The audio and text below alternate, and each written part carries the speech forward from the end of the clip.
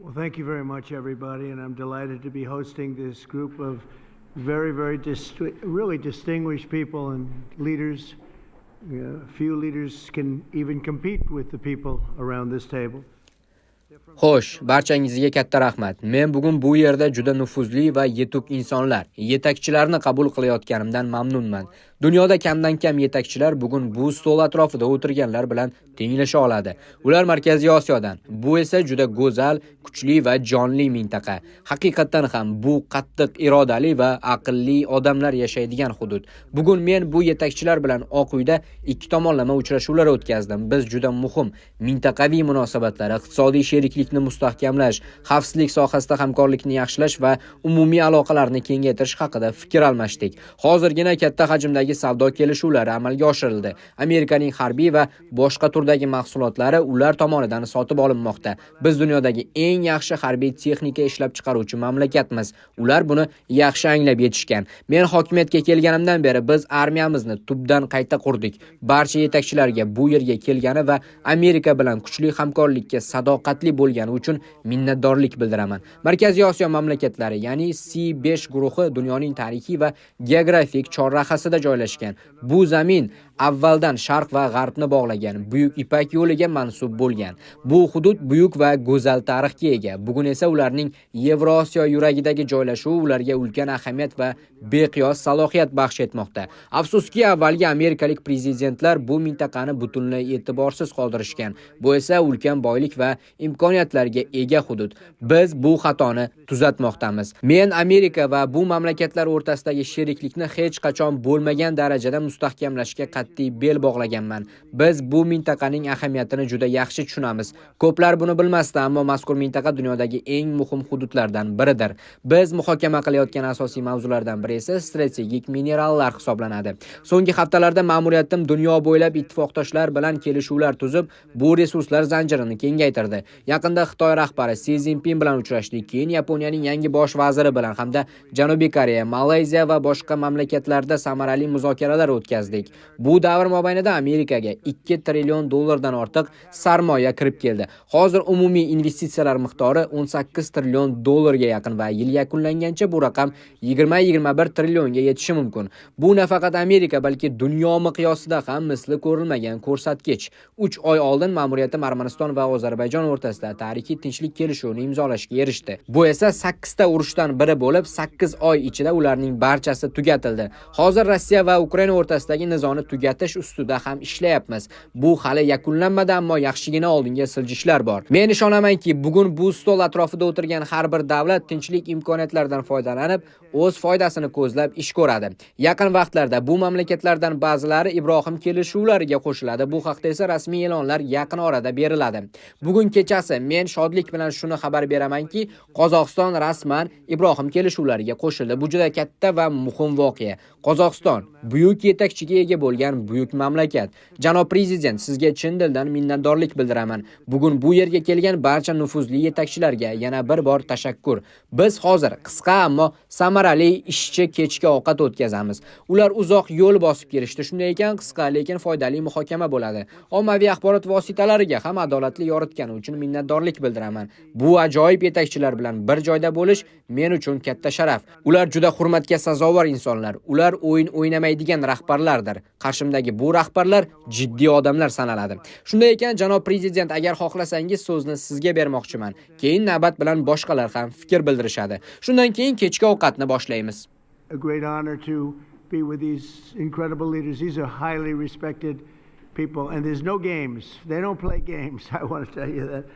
So maybe I'd like to ask you, Mr. President, to say a few words if you'd like, and we can go through the list of the 5, and then we'll have a little dinner, please. Mr. President, first of all, I would like to express my sincere gratitude to you for convening this truly historic meeting at the White House. And under your steadfast leadership, this summit marks the beginning of a new era of interaction between the United States and Central Asia.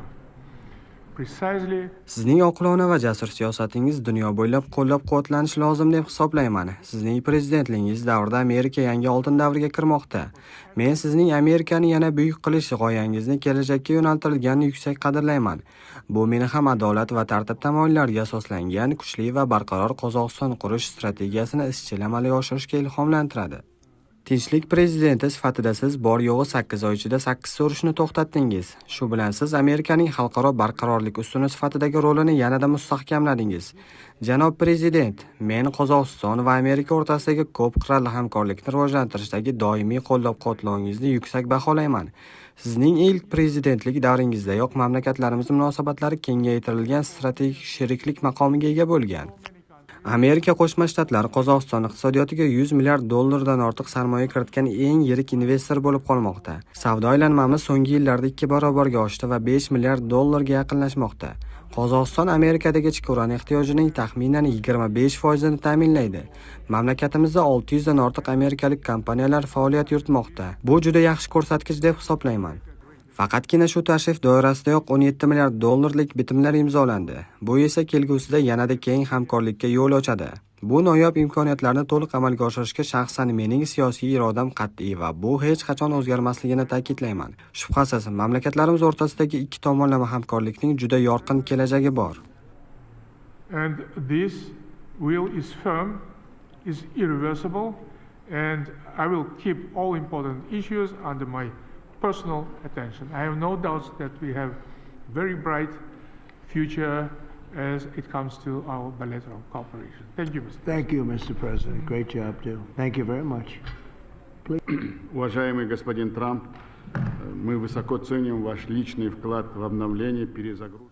Hurmatli janob Tramp, biz C5+1 formatidagi yangilangan hamkorlikni qayta faollashtirishdagi sizning shaxsiy hissangizni yuksak qadrlaymiz. Aslida bugungacha hech bir Amerika prezidenti Markaziy Osiyoga bunday e'tibor va munosabat bilan yondashmagan. Men shaxsan o'zim va barcha mavqedoshlarim nomidan chuqur minnatdorlik bildiraman. Biz siz tomoningizdan bo'lgan e'tiborni chin dildan his qildik. Bu biz uchun katta ahamiyatga ega. Sizga bu uchun katta rahmat. Men sizga avval ham aytgan edim. Hozir yana takrorlayman. O'zbekistonda sizni tinchlik prezidenti deb atashadi. Siz jahondagi 8 ta mojaroni bartaraf etishda katta ishlar qildingiz. Va men ishonamanki, Ukraina va Rossiya o'rtasidagi urushni ham faqat siz to'xtata olasiz. Bizning bu borada umidimiz katta. Bugungi sammit shuni tasdiqlab turibdiki, Qo'shma Shtatlar Markaziy Osiyoni ishonchli va muhim hamkor sifatida ko'radi. Biz birgalikda ishonch va o'zaro tushunishga asoslangan kelajakni qurmoqdamiz. Shu munosabat bilan men bir qator takliflarni bayon etmoqchiman. Birinchidan, mazkur format doirasida doimiy faoliyat yurituvchi kotibiyat tashkil etishni yoki uni har 2 yilda ishtirokchi davlatlar orasida navbatma-navbat joylashtirishni taklif etaman. Ikkinchidan, davlat idoralari, kompaniyalar va moliyaviy institutlar o'rtasida tizimli muloqotni ta'minlash uchun investitsiyalar va savdo bo'yicha vazirlar darajasida koordinatsiya kengashi tashkil etish zarur deb hisoblayman. Shuningdek, Markaziy Osiyo investitsiya sherikligi fondini tuzish g'oyasini qayta faollashtirish dolzarb deb o'ylayman. Bu borada DFC bilan kelishuv 2020-yilda erishilgan edi. Uchinchidan, biz AQSh bilan yirik transport, kommunikatsiya va energetika loyihalarini amalga oshirishda faol hamkorlik qilishga tayyormiz. Ular Markaziy Osiyoni Janubiy Kavkaz va Yevropaga Tramp marsruti orqali bog'laydi. Bugun men sizga 3 yillik qo'shma investitsiya dasturini taqdim etdim. Uning umumiy qiymati 34 milliard dollarni tashkil etadi. Bu juda yirik strategik ahamiyatga ega loyihalardir. Bu haqda biz siz bilan New Yorkda ham gaplashgan edik. Bugun yana ta'kidlab o'tdim. Shunday ekan, oldinda katta istiqbollar bor. Yana bir bor minnatdorlik bildiraman. Ishonamanki, bugungi sammit natijalari tarixiy ahamiyatga ega bo'ladi. Sizning Markaziy Osiyoga bo'lgan munosabatingiz va diqqat e'tiboringiz hamkorligimiz mustahkamlanib borayotganining yorqin ifodasidir. C5+1 formati amaliy harakatning samarali mexanizmiga aylanishi kerak. Shu munosabat bilan keyingi sammitni 2026-yilda Samarqand shahrida bu formatga asos solingan maskanda o'tkazishni taklif etamiz. Ishonamanki, sizning yetakchiligingiz ostida hamkorligimiz barqaror rivojlanib boradi. Men sizga tinchlik sammitini o'tkazish taklifini berdim. va biz bu tashabbusga jiddiy tayyorgarlik ko'ramiz. E'tiboringiz uchun katta rahmat. Развиваться. Я вам предложил провести саммит мира, и мы будем к этому очень серьезно готовиться. Благодарю за внимание.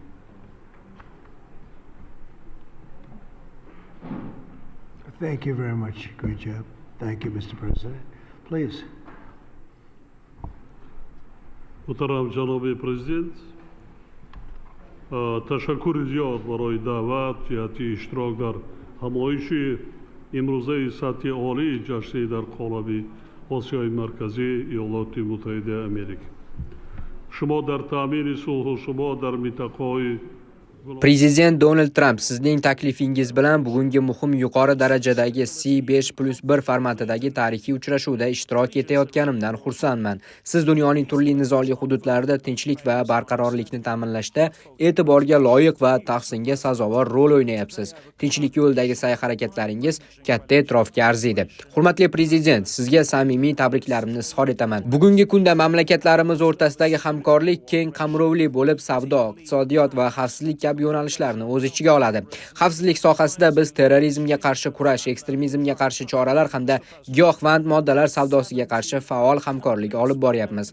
Bugungi kunda 70 dan ortiq Amerika kompaniyalari Tojikistonda faoliyat yuritmoqda. Mamlakatimizning 93% tog'li hududlardan iborat bo'lib, bizda tabiiy resurslar, ayniqsa suv, gidroenergetika, muhim va noyob yer metallari juda ko'p. Tojikistonda 13 mingga yaqin muzlik mavjud bo'lib, Markaziy Osiyodagi suv manbalarining taxminan 60% aynan bizning hududdan boshlanadi. Mamlakatimiz Yevropa Ittifoqining noyob yer metallari klubi hamda AQShning mineral xavfsizlik bo'yicha hamkorlik dasturi a'zosi hisoblanadi. 2024-yilda mamlakatimiz 17 ming tonna metal antimon ishlab chiqarib, asosan AQShga eksport qildi. Shu bilan birga savdo va investitsiya sohasida hali ko'p imkoniyatlar mavjud. Biz barqaror sun'iy intellekt data markazlari yaratishda amerikalik sheriklar bilan hamkorlikni kengaytirishga qiziqish bildiryapmiz. 2008-yildan beri Tojikiston kompaniyalari Boeing korporatsiyasidan 440 million dollarlik 8 ta o'rta hajmdagi samolyot sotib olgan. Kelasi yil esa yana 2 ta 737 Max 8 samolyotini qabul qilishi kutilmoqda. Boeing bilan tijoriy shartnomalar umumiy qiymati 3 milliard dollardan ziyodni tashkil etadi. Amerika kompaniyalari so'nggi 20 yil ichida Tojikiston bilan mustahkam hamkorlikni yo'lga qo'ygan. Ayniqsa antimon va noyob yer metallari sohasi ular uchun ustuvor ahamiyatga ega. Tojikiston Markaziy Osiyoda bu boradagi eng boy va ulkan salohiyatga ega davlatlardan biri hisoblanadi. Biz xavfsizlik masalalari bo'yicha yaqin hamkorlikni davom ettirishdan manfaatdormiz. Sizga esa tinchlik prezidenti sifatidagi faoliyatingizda omad va muvaffaqiyatlar tilayman. We are very keen to continue closely our cooperation on security items which we are so concerned for so far, and I wish you every bit of luck and to your endeavors as a president of peace. Please.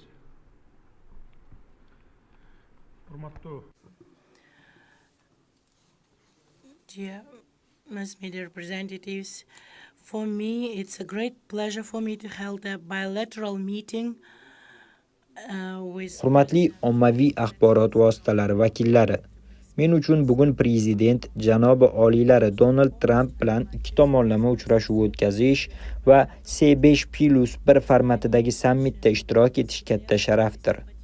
Avvalo prezident Donald Trump janoblariga taklif va samimiy mehmondo'stlik uchun chuqur minnatdorligimni izhor etaman, hamda muhim masalalar bo'yicha fikr almashish imkoniyati uchun tashakkur bildiraman.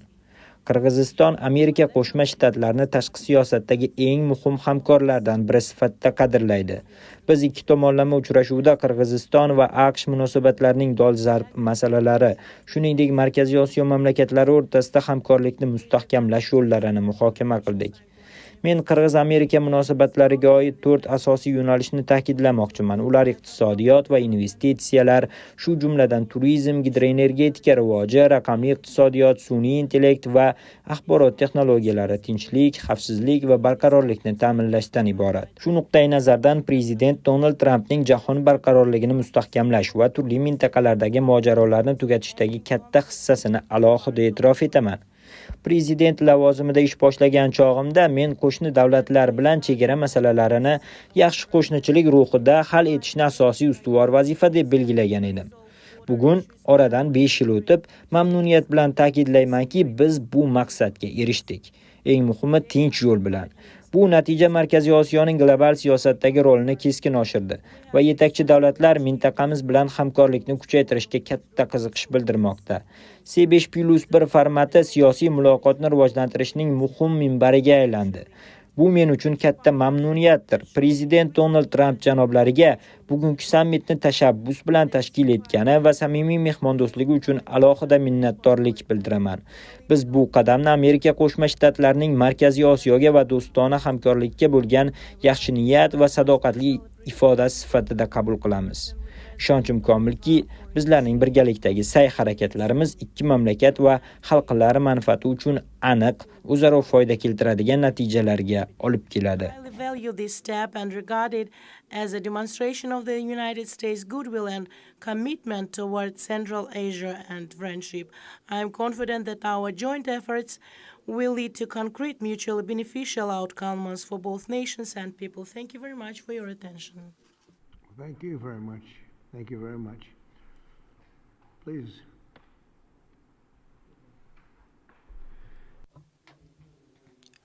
I thank you, Mr. President. First of all, I would like to express my deep gratitude, Mr. President, for the invitation. Rahmat sizga, janob prezident. Avvalo C5+1 sammitida ishtirok etishga taklif qilganingiz uchun chuqur minnatdorligimni izhor etaman. Biz bu format doirasida erishilgan yaxshi natijalarni yuqori baholaymiz. Xavfsizlik, iqtisodiyot, energiya va atrof muhit kabi strategik ahamiyatga ega yo'nalishlarda hamkorlikni kengaytirish niyatidamiz. Ishonchim komilki, bugungi sammit natijalari Markaziy Osiyo davlatlari va Amerika Qo'shma Shtatlari o'rtasidagi ko'p qirrali hamkorlikni yanada rivojlantirishga xizmat qiladi. Janob prezident, samimiy mehmondo'stligingiz uchun chuqur minnatdorligimni bildiraman va buni chin dildan qadrlayman. Between Central Asia and the United States of America. I do appreciate, Mr. President, for your warm hospitality. I do appreciate. Thank you very much, and thank everybody. We'll have a little more to discuss, but a lot of progress has been made today, and it's a great honor to have you with us in the United States of America. Thank you, and thank you very much, everybody. Thank you.